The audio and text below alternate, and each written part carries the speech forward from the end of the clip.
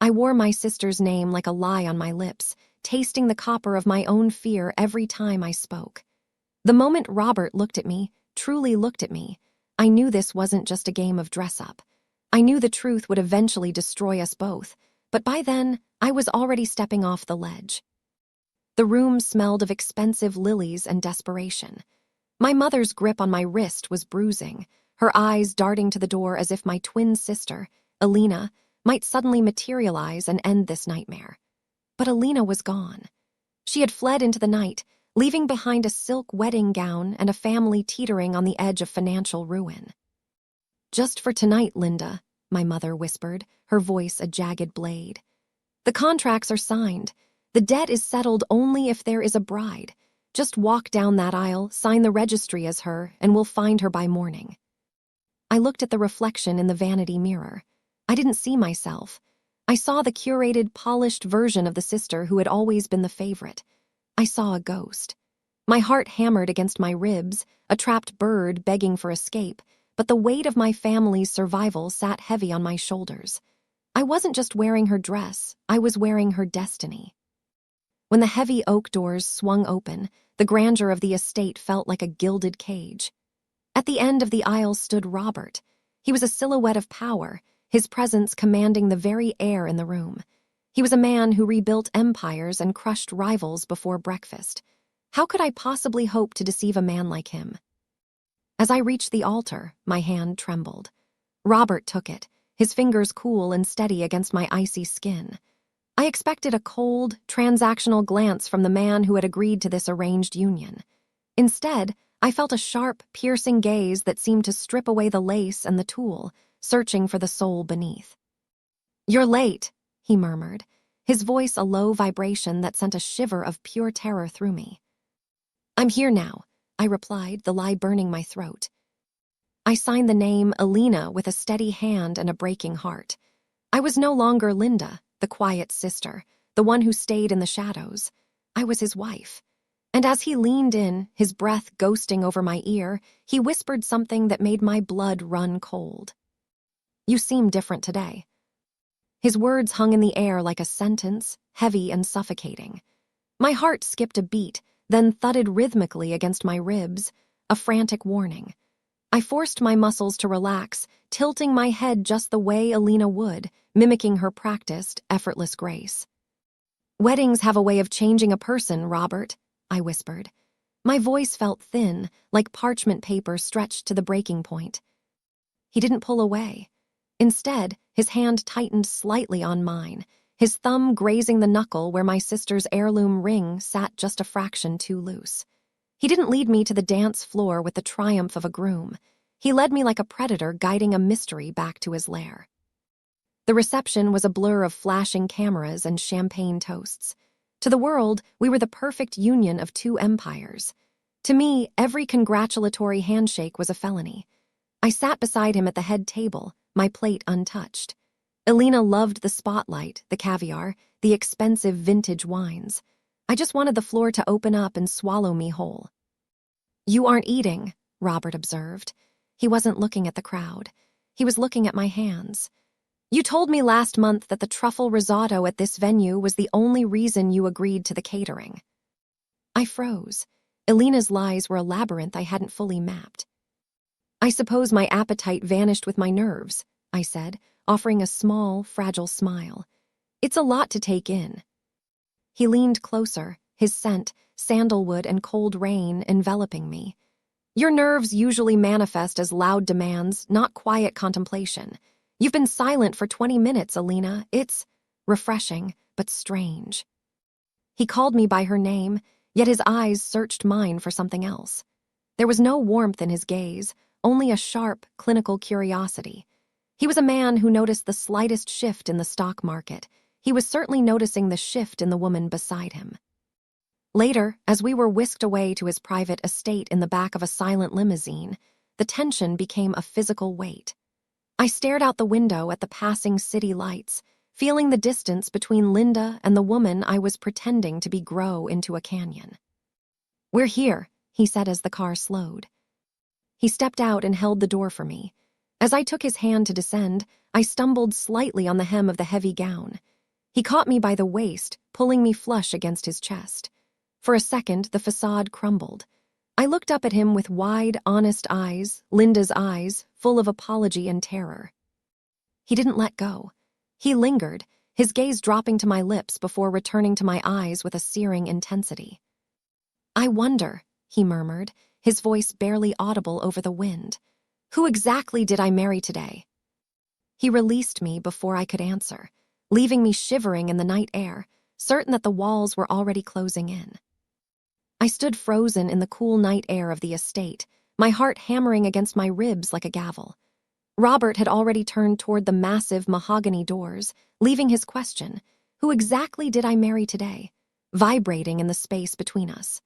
I followed him, my heavy silk train whispering over the marble floors like a guilty secret.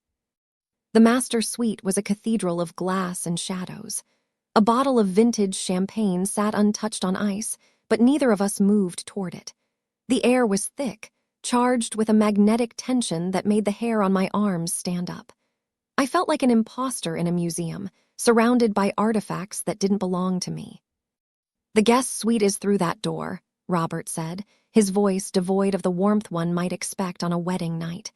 He was loosening his silk tie, his movements precise and controlled. "I assumed you'd prefer your own space. You've always been protective of your privacy." Another test. Alina was never private. She was a creature of noise and shared mirrors. I nodded quickly, perhaps too quickly. "Thank you. It's been a long day."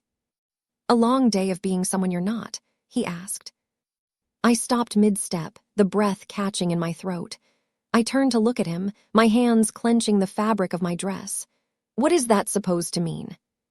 He stepped into the light of the chandelier, and for the first time, I saw the weariness behind his power. He didn't look like a man who had won a prize. He looked like a man trying to solve a puzzle that didn't want to be solved. "The Alina I knew would have complained about the champagne brand by now," he said quietly, his gaze tracing the line of my jaw. "She wouldn't have looked at me with those soft, terrified eyes during the vows. She wouldn't have trembled when I took her hand." He stepped closer, close enough that I could feel the heat radiating from his body. He didn't touch me, but the restraint felt more intimate than a kiss. "I married a name today, Linda, or whoever you are in this moment, but I think I prefer the silence of the woman standing in front of me now." He turned away, leaving the truth hanging by a thread. I retreated to the guest room, closing the door and leaning my back against the wood. I was safe for now, but as I looked at the wedding ring on my finger, I realized the danger wasn't just that he might find out.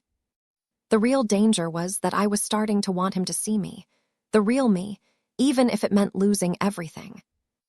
I stayed pressed against that door for a long time, the weight of Robert's words, and the way he had looked at me, settling into my bones. He knew. Or rather, he knew that the woman he had married wasn't the woman he had been promised. The silence of the guest suite felt like a temporary sanctuary, but the sun rose with an uncompromising light that forced me back into the lie. The next few days were a slow dance of avoidance and observation. I tried to inhabit Alina's skin, but the masquerade was fraying at the edges. One morning, I wandered into the kitchen, driven by the restless energy of my own guilt. Alina wouldn't know how to turn on the stove, but I couldn't help myself.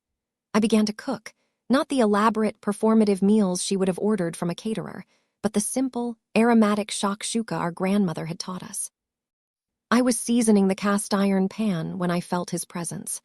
Robert was standing in the doorway, his suit jacket discarded, watching me with an intensity that made my pulse skip.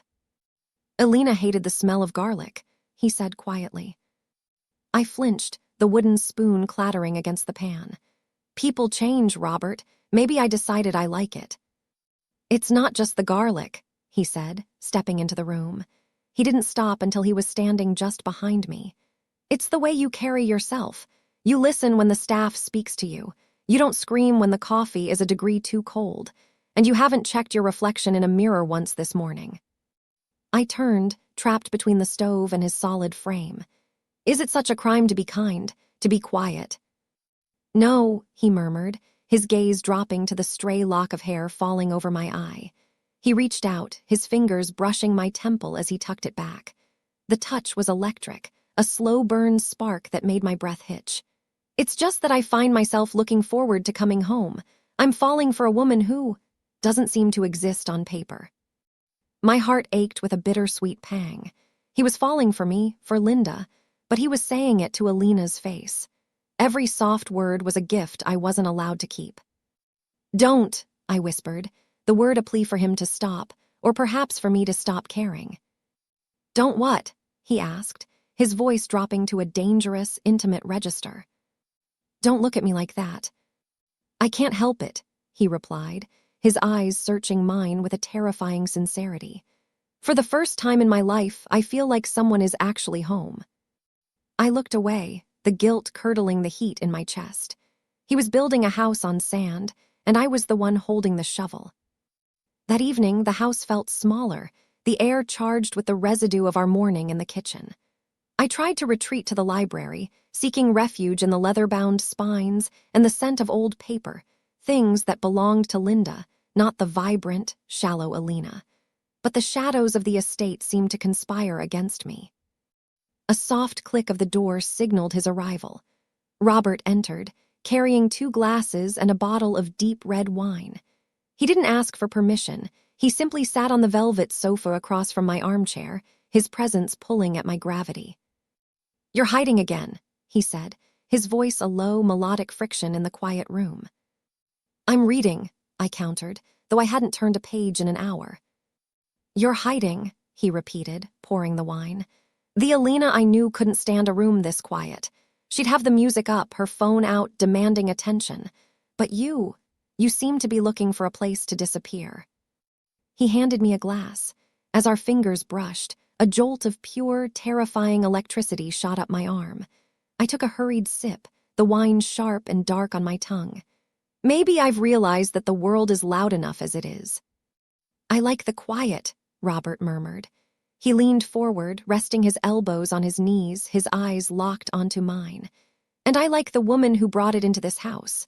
Tell me something true, Alina, not a party story, not a lie, something real." The prompt felt like a trap and a lifeline all at once. My throat tightened. I wanted to tell him about the garden I kept back home, about how I preferred rainy Tuesdays to gala nights, about how my name was actually Linda. "I'm afraid of being seen," I whispered, the confession slipping out before I could catch it. "Truly seen, because once you see someone, you can't unsee them. You're responsible for the truth you find." The air between us thickened, vibrating with a dangerous, unspoken heat.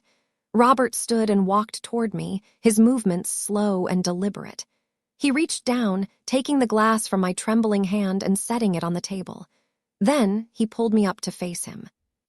His hands slid to my waist, drawing me into the narrow space of his breath.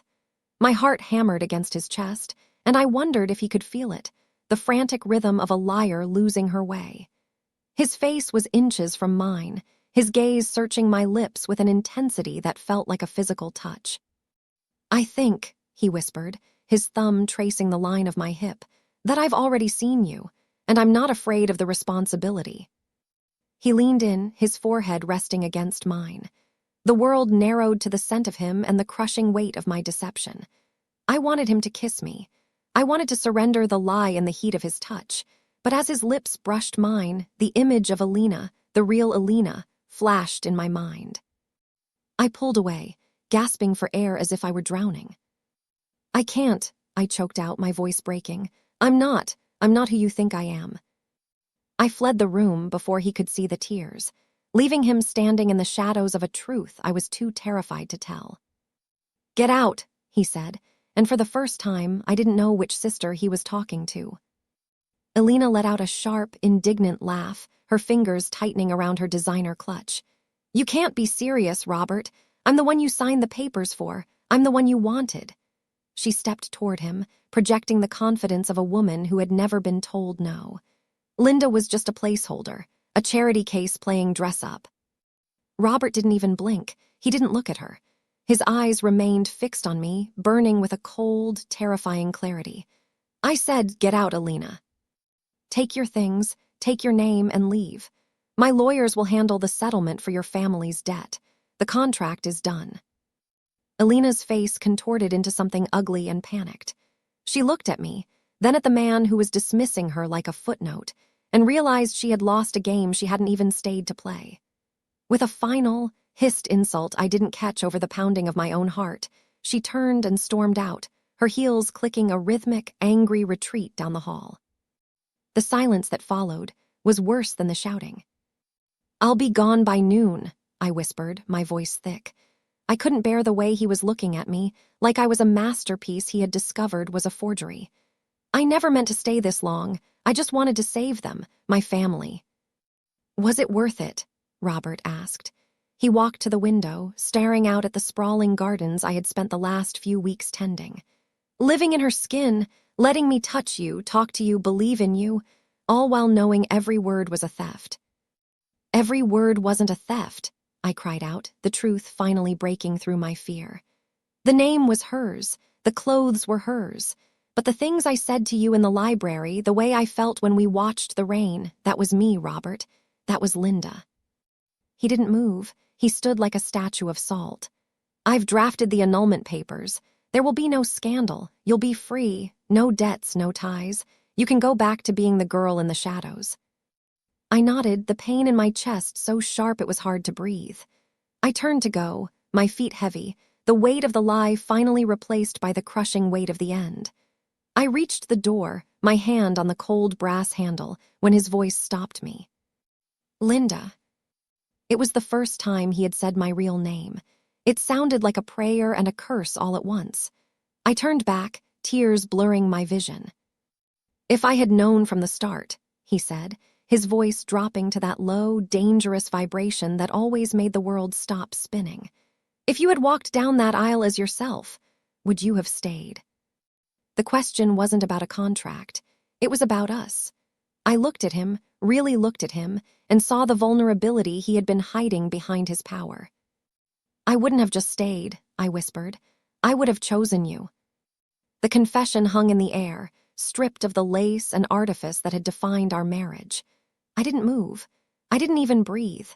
I waited for him to point to the door, to tell me that choosing him wasn't enough to bridge the chasm of my deception. Instead, Robert moved. He didn't rush. He crossed the space between us with a slow, deliberate gravity that made the floor feel like it was tilting beneath my feet. When he reached me, he didn't grab me. He simply placed his hands on the door, one on either side of my head, pinning me not with force, but with the sheer heat of his presence. "Then choose me now," he murmured. His voice was no longer the cold steel of a billionaire. It was the raw, jagged edge of a man who had been starving for something real. "No contracts, no Alina, just Linda." He said my name again, and this time it didn't feel like a curse. It felt like he was washing the last of the lies off my skin. I reached up, my fingers trembling as I touched the pulse point at his throat. His heart was racing, a frantic, honest rhythm that matched my own. "I don't have anything to give you," I whispered, my eyes searching his. "No dowry, no empire, just me." "You're the only thing in this house that isn't a museum piece," he replied. He leaned down, his forehead resting against mine. "I don't want an empire, Linda. I want the woman who cooks shakshuka in the middle of the night and listens to the rain as if it's a symphony." When he finally kissed me, it wasn't the sharp, possessive kiss of the wedding day. It was slow, tentative, and achingly vulnerable.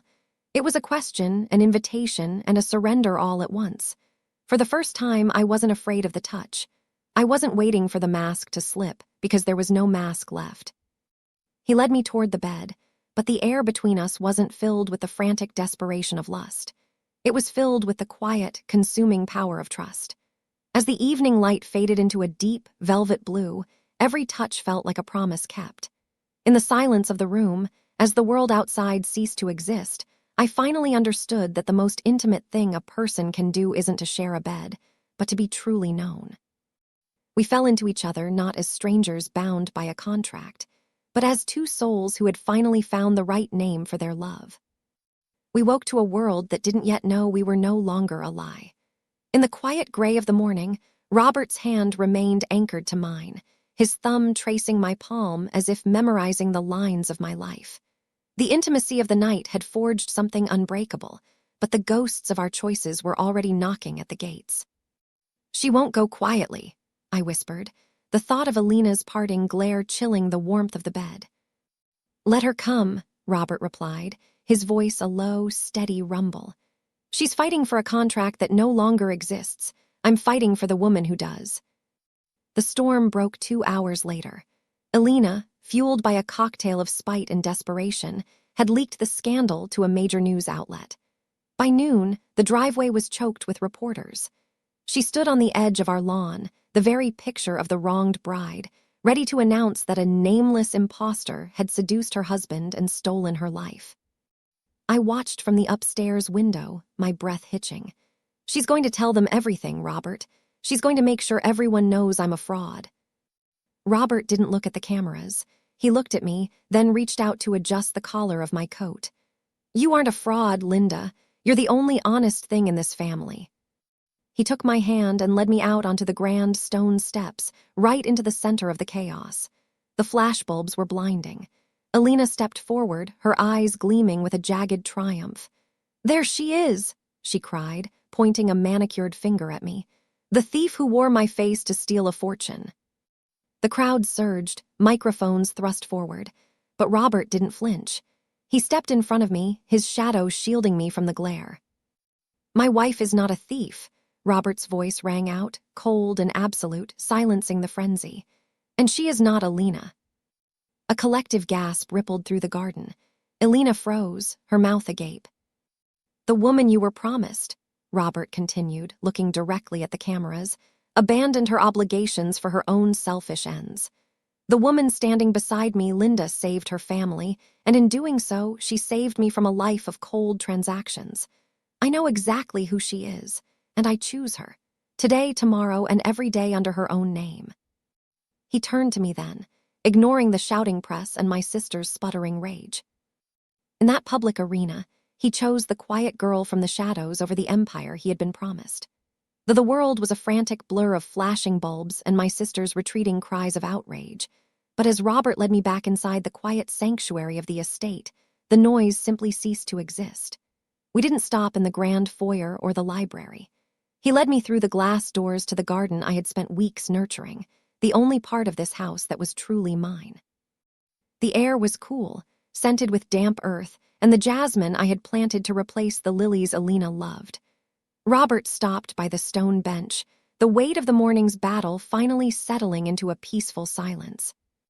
"It's over," I whispered, looking down at my bare left hand. I had taken off Alina's ring before we walked out. It felt like shedding a layer of lead. "The lie, the contract, everything." "Not everything," Robert said. He turned me to face him, his eyes softer than I had ever seen them. Gone was the guarded billionaire. In his place was a man who had finally found home. "The contract is dead, Linda, but the woman I fell for is standing right in front of me." He reached into his pocket and pulled out a small, velvet box. When he opened it, it wasn't a massive, transactional diamond meant to impress stockholders. It was a simple, elegant band of rose gold set with a deep blue sapphire, the color of the sky just before dawn. "I married a ghost because I had to," he said, dropping to one knee on the grass I had tended. "But I'm asking you to marry me because I can't imagine a single day without your silence, your kindness, or your truth. Linda, will you be my wife, under your own name, by your own choice?" Tears blurred my vision, but for the first time, they weren't tears of guilt. I looked at the man who had seen through my borrowed skin to the soul beneath.